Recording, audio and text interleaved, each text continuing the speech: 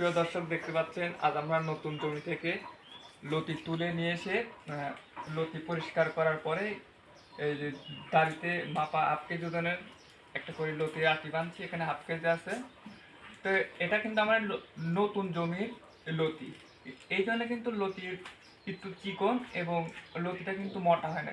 কিন্তু বিগত যদি আমার 1 মাস কিংবা 2 মাস গাছের গোড়াতে হচ্ছে একটু কাঠ হবে, তখন কিন্তু লতিগুলা অনেক মোটা হবে এবং 8 থেকে 9টা থেকে কিন্তু হাফ কেজি লতি হবে।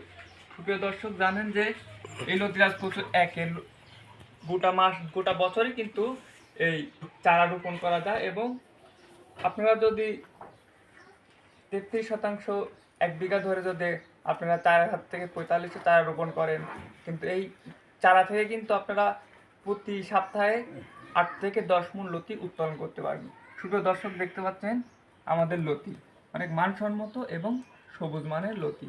এই লতির চাহিদা কিন্তু বাজারে অনেক ব্যাপক।